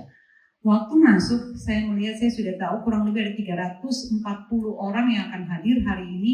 Saya pintunya dari sana, saya masuk. Saya langsung mencari toilet di mana dan di mana emergency exit. Jadi kalau terjadi kecelakaan, terjadi musibah, terjadi gempa bumi, harus lari kemana peserta yang ada di dalam ruangan ini. Itu kecerdasan spasial. Mana pintu-pintu darurat, di mana saya harus berdiri, lalu yang duduk di belakang, apakah bisa kelihatan kiri kanan layar yang di depan. Kita tambahkan hari pagi 2 layar kiri kanan ini supaya yang bagian belakang Bapak Ibu bisa melihat PowerPoint yang ada. Itu kecerdasan visual, kecerdasan spasial. Masih sering sekali kita melihat orang masuk lift, paling sederhana, masuk lift, waktu mau masuk dia berdiri di depan pintunya. Jadi waktu orang dari dalam mau keluar, lihat mukanya langsung di sini. Ya kan? Kecerdasan spasial, dia akan berdiri di samping pintu lift. Supaya orang yang dari dalam lift bisa keluar di tengah. Itu kecerdasan spasial. Saya punya anak-anak di dalam ruang konseling saya, kecerdasan spasialnya rendah sekali. Kenapa? Sibuk dengan gadget dan ini tidak dilatih. Jadi dia nggak tahu bagaimana menjaga jarak dengan orang lain. Mungkin ini mendingan gara-gara COVID. Kita jaga jarak. Ya kan? Benar nggak? Ini terjadi dari kecil. Gadget pun demikian. iPhone 4, 6, 7, 10, 11, 12, 13, 14, sampai sekarang 15. 1 tera. Orang tua menganggap bahwa dengan gadget semakin naik, membuat anaknya punya status lebih tinggi. Itu dari kita juga loh. Itu dari kita juga loh. Bukan anaknya. Yang beliin handphone siapa? Ayo, yang beliin handphone siapa? Saya, gitu dong. Oke, baik. Ini jenis-jenis bullying menurut Kemen PPA, Kementerian Pemberdayaan Perempuan Perlindungan Anak Republik Indonesia. Bullying dengan kontak fisik langsung, itu yang kemarin. Terjadi bukan di lingkungan sekolah, tapi di belakang sekolah, warung. Dan sudah berjalan 9 generasi. Pertanyaannya, saya yakin Bu Sri akan tahu kalau warung belakang sekolah Bina Mulia terjadi 9 generasi. Bahkan saya yakin udah sampai 9 generasi, mungkin 1 generasi dia udah tahu. Memang ada alasan bahwa ini bukan dalam lingkungan sekolah, jadi sekolah nggak bisa berbuat apa-apa. Masalahnya anggota geng TAI, namanya geng TAI loh. Namanya aja TAI. Ini berlangsung 9 generasi. Dan untuk masuk ke sana, ada persyaratannya. Mesti keren. Mesti cool. Ini kontak langsung. Yang kedua, kontak verbal langsung. Jadi dengan kata-kata. Jadi dengan kata-kata kasar yang keluar dari mulut si pelaku bullying. Lalu yang ketiga, non-verbal langsung. Nah ini biasanya nih, terjadi bahkan sama dengan ibu-ibu, atau di dalam keluarga kita, atau di dalam pertemanan, di sekolah. Bagaimana ngelihat orang, izin saya melihat misalnya Ibu Iva.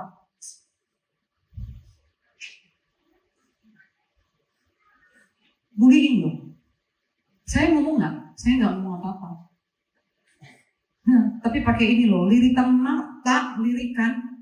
Mata itu jendela hati. Mata is the window of your heart. Kita bisa dapatkan energi orang dari mata. Ya nggak sih? Saya ngeliat ibu dengan, halo Bu Iva, dengan saya. Beda. Ini bullying ini maksudnya. Atau dengan catcalling dan sweet gitu ya. Saya nggak bisa tuh sweetan kayak begitu. Suami saya bisa. Coba Pak Johannes sweetannya gimana? Catcalling ini, sweetan seperti ini yang bagian daripada bullying. Oke, menjulurkan lidah. Anak-anak ya, TK. Aku gak suka kamu. Udah besok aku mau pergi sama kamu lagi. Aku mau bertemu sama dia. Itu, oke.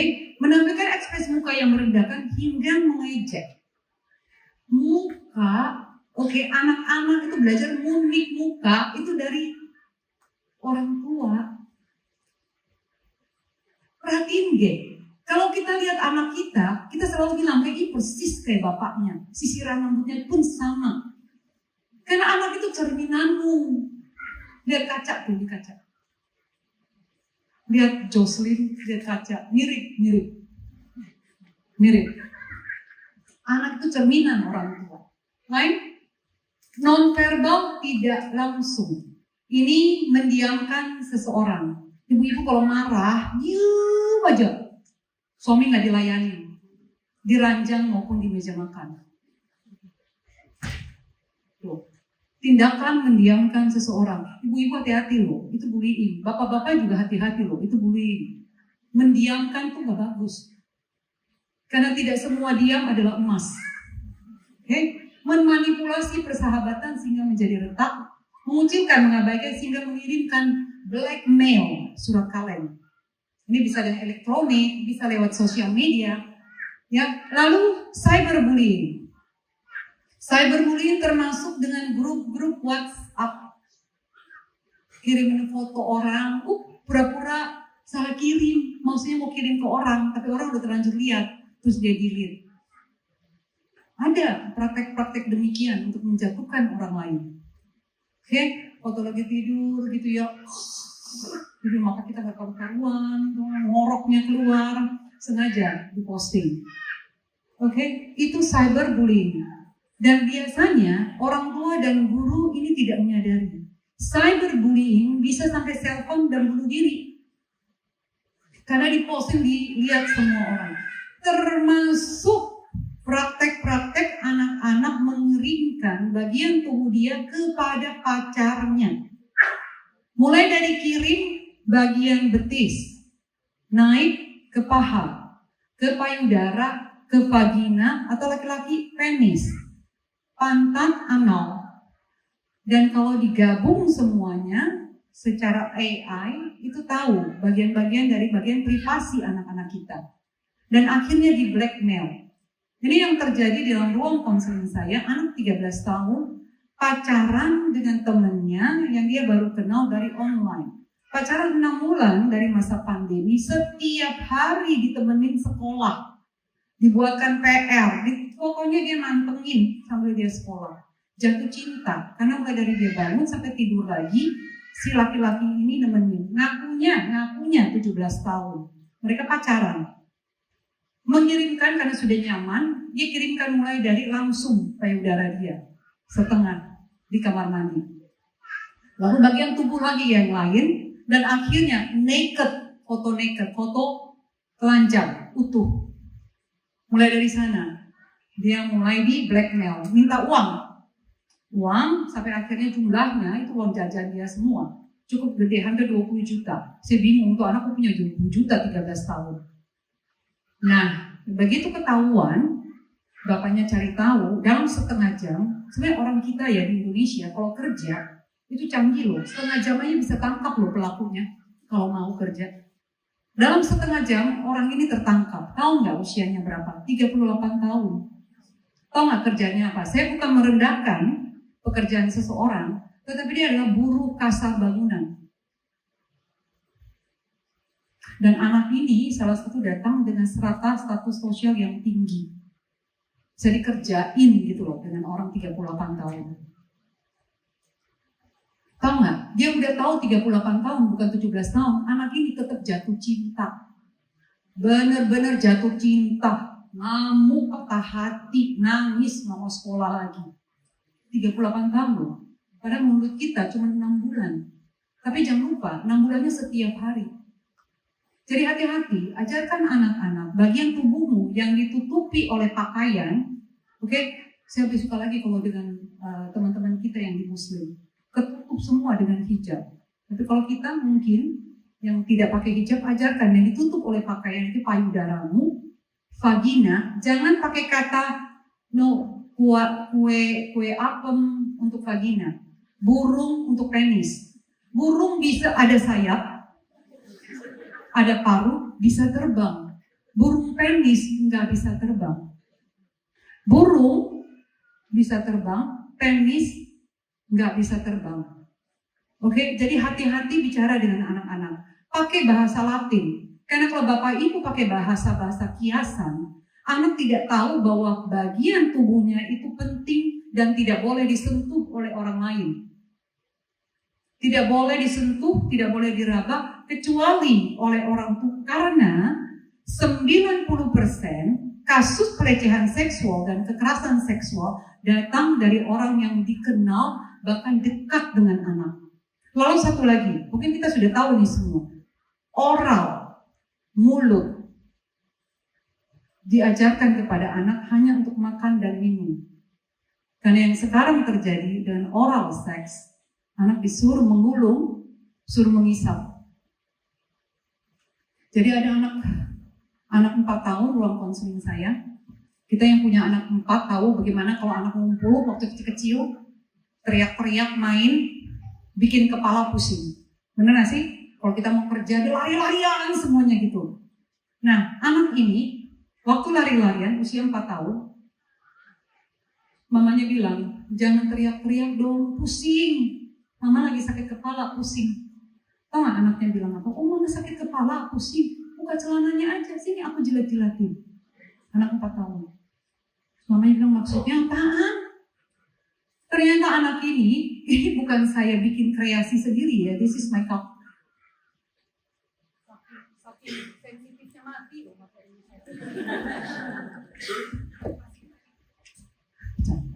Baik.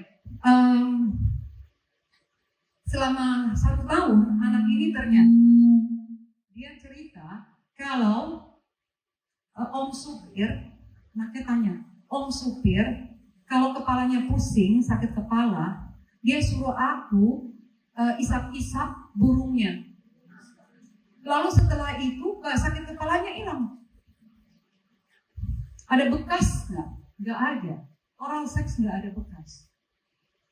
Anak 3 tahun sampai usia 4 tahun melakukan oral seks. Tidak ada bekas karena tidak ada penetrasi ke dalam anal maupun ke dalam vagina. Tetapi apa dampak secara psikologisnya?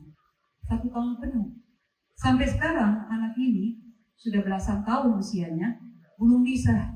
Karena di masa anak-anak mungkin dia bisa melewati seperti biasa. Begitu masuk usia remaja, pada saat hormonalnya berubah, yang pertama kali masuk di dalam hipokampus. Hipokampus itu artinya memori anak-anak ini, itu yang pertama dengan oral seks ini. Saya bukan mengancam, menakut-nakuti Bapak Ibu, tetapi sekarang pedofil dan juga penjahat kelamin itu mengarahnya dengan oral atau menyentuh atau dengan fingering. Mereka melakukan dengan jari. Kasus konseling saya memang luar biasa semua. Salah satunya nenek kandungnya sendiri yang melakukan fingering kepada cucunya. Nah, tapi ini gangguan jiwa sih ya. Nggak mungkin orang yang normal bisa melakukan itu. Tapi Bapak Ibu ajarkan kepada anak-anak supaya menjaga bagian privasi dia yang tadi saya sebutkan, payudara, vagina, penis, dan pantat. Termasuk mulut. Dari mulut hanya untuk makan dan minum. Tidak boleh dimasukkan benda apapun ke dalam mulutmu. Lalu yang kedua, tidak ada rahasia. Jadi kalau ada orang tua, siapapun bilang, gak boleh ya kasih tahu papa mama, rahasia ya, kamu harus kasih tahu. Berarti itu orang bukan orang yang baik. Kalau dia minta untuk kamu berrahasia. Nah biasanya anak-anak ini selain disuruh berrahasia, diancam. Ya, jadi diajar baik-baik, tapi jangan pulang dulu ke rumah terus Bapak Ibu ngancem anakmu, sudah punya kecemasan, tambah cepat, tambah cemas. Nanti jadi gangguan kecemasan, hati-hati. Ya, harus dengan yang tepat. Ya saya udah lihat wajah-wajahnya semua yang kedua. Lalu seksual ini pelecehan. Kemarin saya share sama Ibu Sri, saya lagi ngambil S2 saya yang kedua, Magister Hukum. Kenapa? Karena di ruang konseling saya semua berkaitan dengan hukum, kekerasan seksual, pelecehan seksual. Tesis saya tentang KDRT, pelecehan dan kekerasan seksual. Nah, penting sekali karena korban-korban ini kalau di dalam ruang konseling saya, waktu bicara dengan pengacara, waktu bicara lagi dengan polisi, mereka sulit sekali untuk bisa menceritakan lagi dari awal. Jadi menjadi tantangan, sekarang sudah jadi oma, waktunya lebih fleksibel dan dapat support dari suami, namanya Pak Johannes juga, luar biasa memang Pak Johannes itu Pak. Nemenin saya hari ini ke Pontianak untuk bisa ambil kuliah lagi S2. Jadi memang pelecehan kekerasan seksual ini luar biasa dan traumanya seumur hidup. Oke, anak dengan kontrol hidup. Kenapa anak gampang dibully? Salah satu kontrol diri yang rendah. Mulai dari kebersihan Bapak Ibu. Anakmu nggak sikat gigi, anakmu nggak mandi, anakmu kakinya bau, itu bisa jadi salah satu penyebab dia dibully. Jadi kontrol diri salah satu adalah kebersihan diri. Datang telat melulu, dia bisa diledekin sama temennya. Jadi coba atur tadi jadwal yang baik, sehingga anak-anak ini punya kontrol diri yang baik, mulai dari self-management, memanage diri sendiri. Oke, karena kita lihat kan sekeliling kita biasanya kalau yang dibully itu ada kriterianya. Ajarkan diri anak untuk bersih, disiplin, tepat waktu, oke, sikat gigi. Nah biasanya juga dengan kelebihan yang berat atau justru terlalu kecil. Nah, you can't help it deh, kalau terlalu kecil itu genetik biasanya. Tapi bagaimana hal-hal yang lain sehingga dia bisa di-reduce untuk dibully? Faktor keluarga. Kehidupan keluarga yang tidak harmonis juga membuat anak tidak aman. Berantem tiap hari. Anak punya rasa percaya diri yang rendah.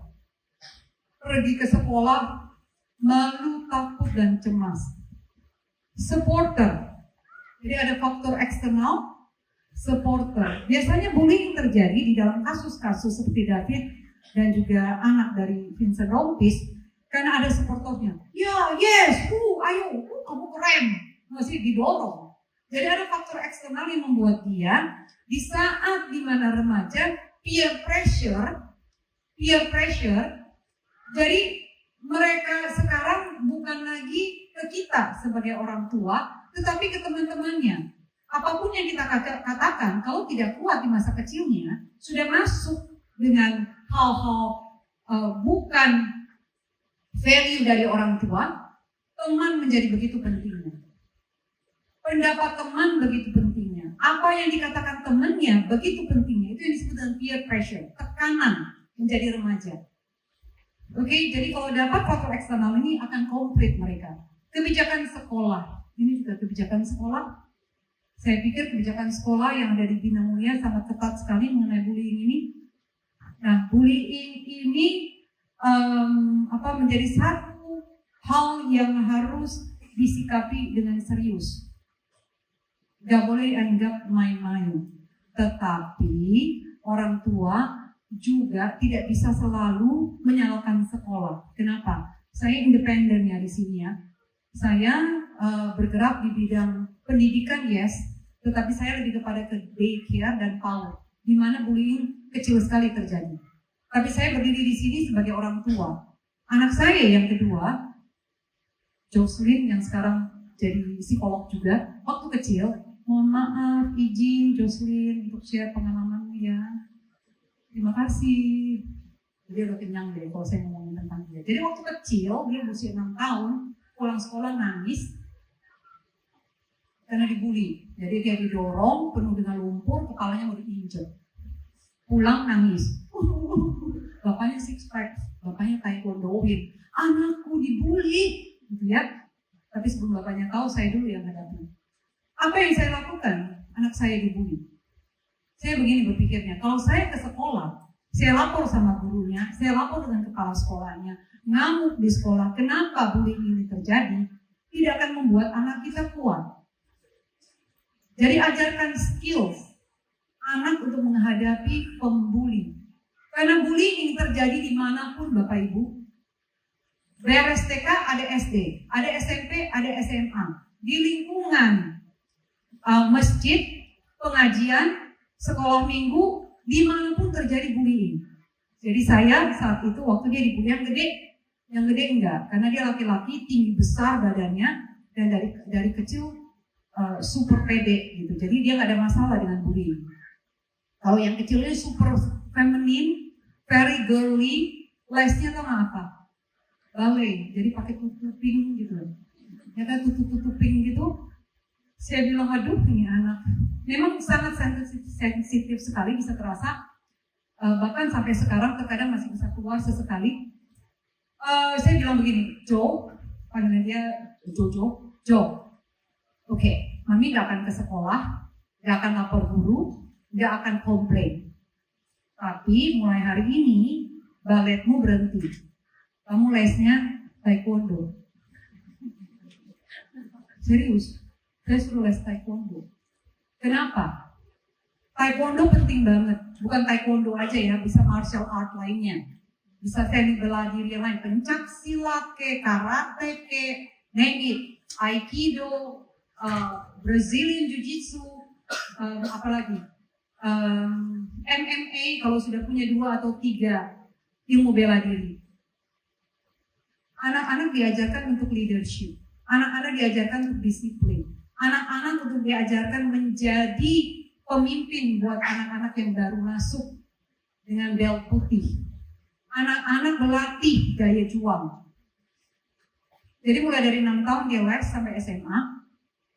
Dia black belt dan 1, jadi ban hitam dan 1 sebelum dia ke Amerika. Jadi punya ketahanan mental. Itu saya dari Lembaga Ketahanan Nasional Republik Indonesia. Jadi kita aja negara punya Lembaga Ketahanan Nasional Republik Indonesia. Punya ketahanan mental dan ketahanan fisik. Bagaimana anak ke luar negeri kalau kamarnya aja dia nggak beresin? Bagaimana anak yang baru menstruasi darahnya aja bececeran, buang pembalutnya sembarangan, bahkan ada yang lupa flush, nggak tahu cara pasang spray. Semua itu diajarkan lewat kegiatan-kegiatan olahraga. Jadi saya sangat anjurkan Bapak Ibu kalau mau menghadapi bullying, salah satunya masukin anak di dalam, boleh olahraga basket, boleh dengan sepak bola, tapi kalau bisa jangan yang one on one, yang sendiri, tapi dalam tim. Kalau dengan tim martial art, jangan yang one on one, tetapi masuk di dalam klub. Jadi dia ada orang lain di situ, dia bisa belajar di sana, bersosialisasi. Basket contohnya, ya kan? Bagaimana tim, solidaritas dan lain sebagainya. Itu bullying. Bapak Ibu, kalau kekhawatiran Bapak Ibu anak ikut bela diri terus jadi nakal, enggak. Justru menjadi anak yang tahu kekuatan dia, enggak berani sembarangan melepaskan kekuatan dia, karena dia tahu bisa menyakiti orang lain. Dia tahu balcagi, kalau kena ke kepala, bisa sempoyongan orang itu. Mau tunjukkan balcagi Jo? Oh enggak. Oke, jadi kelihatannya lembut-lembut, feminin, tapi kalau dia sudah dipakai black beltnya, hilang tuh feminitasnya. Oke, kebijakan sekolah saya rasa itu media massa. Media massa juga ini menjadi tantangan kita semua untuk tidak memposting hal-hal yang bisa memicu untuk bibit-bibit daripada pembuli. Ini tadi. Oke, perbedaan kelas, penampilan fisik, karakter guru pelaku bullying, dan cara mengatasi bullying. Saya bikin cepat, pencegahan melalui anak. Kasih tahu, diberitahu, diajak bicara apa itu bullying. Anak tidak boleh menjadi pelaku dan anak tidak boleh menjadi korban. Keluarga, ketahanan keluarga, ada di dalam budaya kita di Pontianak, yang kalau dia sentuh kau 1 kali, kau tampung dia 3 kali. Kayaknya ada kayak ke arah sana ya di Pontianak. Ada nggak sih? Ya sih, ada ya? Kan beda kalau sama orang Jawa gitu ya. Kalau kakinya diinjek nih. Mas, punten atau permisi mas, kaki Anda di atas kaki saya. Maaf. Orang Pontianak gimana kalau kakinya diinjek? Diinjak balik katanya, didorong lagi. Woi kau, kakiku kau injak, udah didorong. Kayaknya Pontianak kayak gitu ya. Tapi jangankan kekerasan tidak bisa mengatasi masalah. Ajarkan anak keterampilan. Dengan keterampilan dia bisa menjaga emosinya, tapi sekaligus dia tidak menjadi pelaku bullying. Sekolah ini udah pasti, sekolah menjadi tempat yang aman, nyaman, dan anti bullying. Oke, tapi juga jangan berlebihan, Bapak Ibu. Anak saya cerita pulang, aku dicubit, buka CCTV-nya, aku nggak mau segala sudut CCTV dengan ada suara harus keluar. Nah kayak gitu juga Bapak Ibu. Oke, anak-anak kebetulan di Jakarta itu sekolah di SPH Karawaci, namanya sekarang di Co-Village. Kalau Bapak Ibu bukan tidak mudah untuk anak-anak sekolah di sana karena dia datang dari kelas, teman-temannya dari kelas atas. Zaman itu international school kecil sedikit sekali, jadi kita memilih untuk sekolah di sana, tapi uang sekolahnya itu tinggi sekali, kurang lebih 38 juta per bulan. 38 juta, 40 juta lah per bulan. Oke, 2 anak di sana. Waktu sekolah di sana dari TK, SD, SMP, SMA, teman-temannya semua datang dari kelas atas. Dan gak mudah, sangat tidak mudah. Karena anak-anak ini membandingkan dengan teman-temannya yang tidak pernah susah. Oke, jadi ada satu cerita, ya, temannya hilang satu backpack, isinya iPad, laptop, iPhone di dalam backpacknya. Waktu hilang, besoknya ditemukan sama gurunya. Terus gurunya basuh, kasih ke anaknya. Oh enggak, dia tanya, anyone lost their backpack? No, di dalam ada iPad, handphone yang terbaru sama laptop. Oh, that's mine. Misalnya namanya Mr. P. That's mine, Mr. P. But it's okay. You can keep it. My mom have already bought it for me last night. Hilang 3 biji, besoknya udah dibeliin, malamnya udah dibeliin. Jadi nggak apa-apa, tapi jawaban dia, it's okay, you can keep it. Pegang aja, nggak apa-apa, aku udah punya yang baru. Terus anak saya pulang ke rumah, tahu nggak tadi situ kehilangan 3. Mamanya udah beliin lagi malam. Aku hilangin handphone iPhone 4, iPhone 4, zaman itu udah iPhone 7 kayaknya. Ini hilang iPhone 4, aku nggak makan kayaknya 1 tahun, karena harus cicil, bayar balik. Beneran, aku mendidik anak seperti itu. Tetapi di sekolah, tidak semua anak dididik dengan cara yang sama. Tapi Bapak Ibu harus kuat. Bukan berarti karena temannya begitu mudah, saya lalu menyiapkan semua fasilitas yang ada. Ada lagi satu kejadian. Mereka lagi retret keluar kota. Anak-anak pakai seragam, sepatunya sama, kaos kakinya sama, tasnya sama. Tetapi ini next ceritanya yang luar biasa. Dia pulang sekolah, dia cerita, Mami tahu nggak si B, kemarin ini maminya datang pakai helikopter hanya ngantai bantal guling. Kasih ke satpam karena takut ntar malam nggak bisa tidur kalau tanpa guling yang beber, yang ada hidungnya buat diputer-puter. Dia naik chopper, dia naik helikopter buat nganterin 1 bantal guling. Saya bilang mati gue, ini gimana ngajar anak kalau kayak begini. Gak gampang, gak mudah. Menjadi orang tua is the hardest job. Gak mudah sama sekali.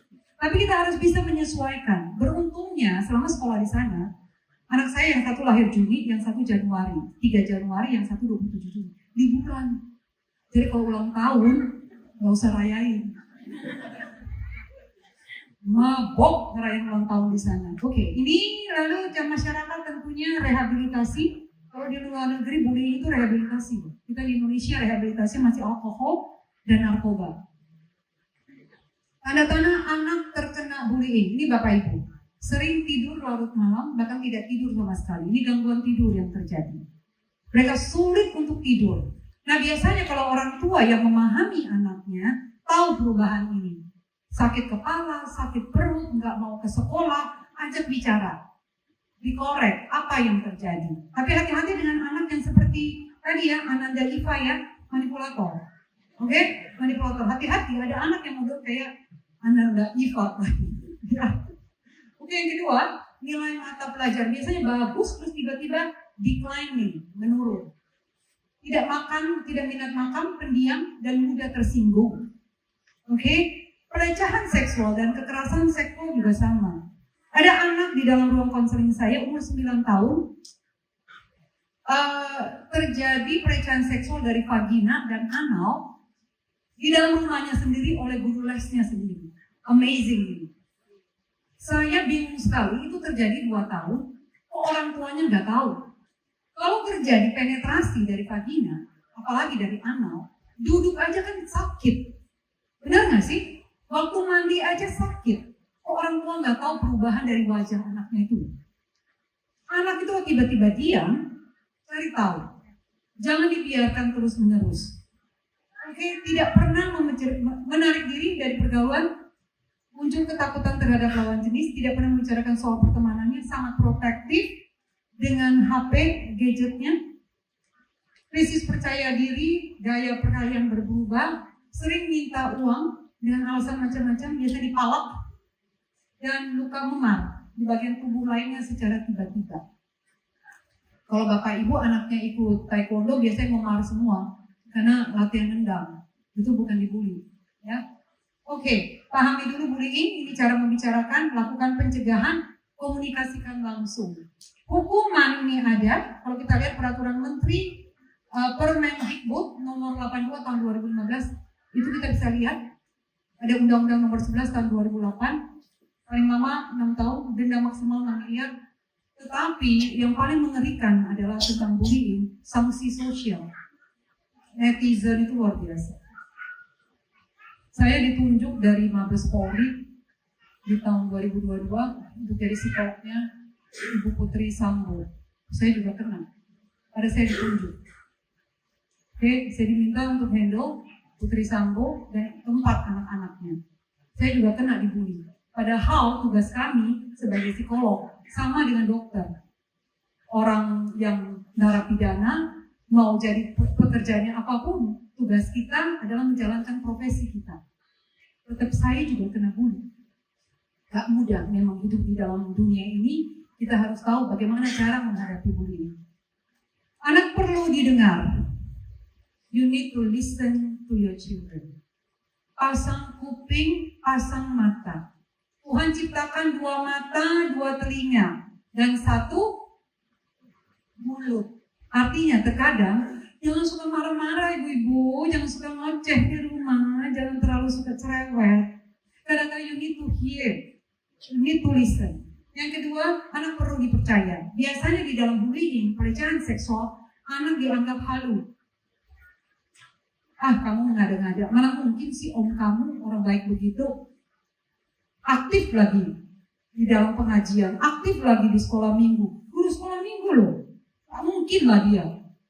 Okay? You need to trust them. Anak perlu dikasihani. Dikasihi. Unconditional love. Kalau kamu nilainya bagus, mama sayang deh sama kamu.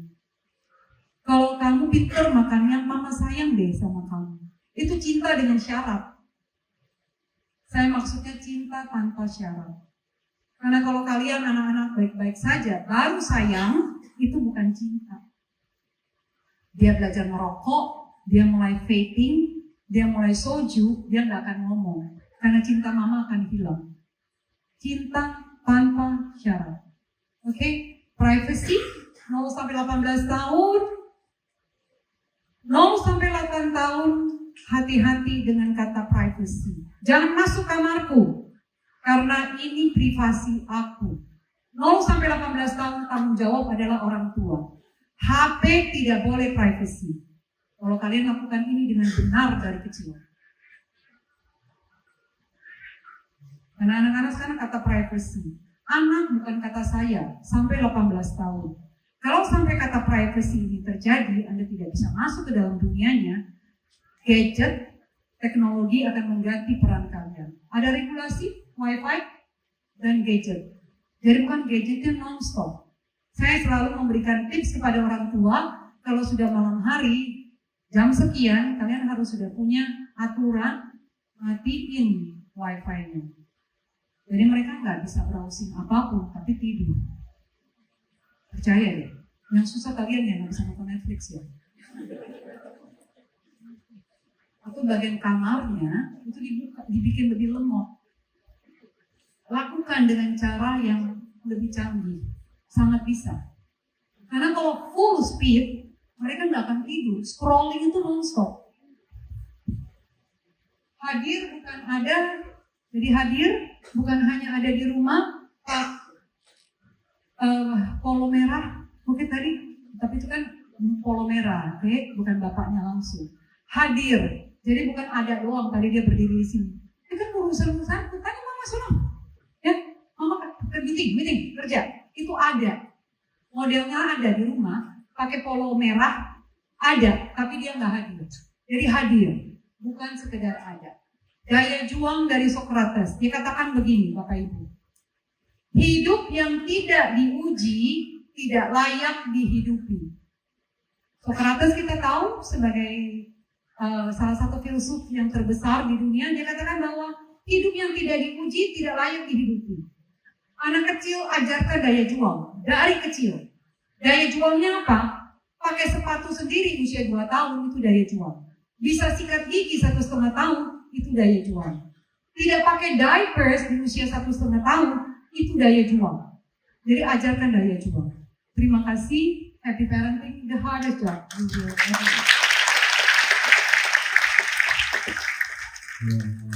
Bapak juga, Ibu hebat banget ya. Sampai itu. Terima kasih Bu Novita. Tepuk tangannya sekali lagi dong. All in all, intinya adalah kalau namanya udah jadi parents, apapun yang terjadi, kita gak cuma satu jurus yang bisa keluar, bener ya? ada banyak jurus yang bisa keluar. Tiap anak juga beda-beda ya, persepsi anak beda, cara pandang anak beda, tiap keluarga juga beda. Jadi dari Bu Novita dari kemarin beberapa kali juga sudah sharing bahwa tiap keluarga itu beda-beda. Kalau apalagi di Pontianak kesannya kayaknya semua tiger parents, kayaknya enggak lah. Ada juga lah ya yang lemah lembut, atau semua beneran tiger ya. Semuanya sekali diinjak-injak balik ya. Semuanya gitu ya. Enggak, pasti ada masing-masing ada konsepnya sendiri, caranya sendiri, tapi dari Bu Novita yang paling penting saya rasa itu yang konsistensi ya Ibu ya, bahwa kita itu perlu teratur, perlu disiplin. Hari ini boleh, besok enggak. 3 hari lagi boleh, 4 hari lagi enggak akan dapet. Yang namanya Ibu parenting mau belajar sampai 1 juta orang sampai ke luar negeri juga percuma gitu ya kalau nggak konsisten. Intinya adalah teratur, disiplin, buat rules sesuai dengan aturan dan keluarga sendiri, jalani. Bukan hanya anak yang jalanin ya, orang tua juga harus konsekuensi. Kalau orang tua salah juga, ya konsekuensinya juga harus ada. Supaya namanya hidup harus adil, balance. Benar ya, Bapak Ibu ya? Setuju? Setuju kalau pulang dari sini, kalau salah ya kita akuin, kita salah, minta maaf kalau kita salah. Namanya anak juga boleh disalahin, orang tua boleh nggak disalahin. Boleh juga kalau memang melakukan kesalahan ya, mau nggak mau kita harus lebih bisa memposisikan kita, emang namanya hardest job yang serba salah gitu ya. Tapi hari ini kita dapat banyak banget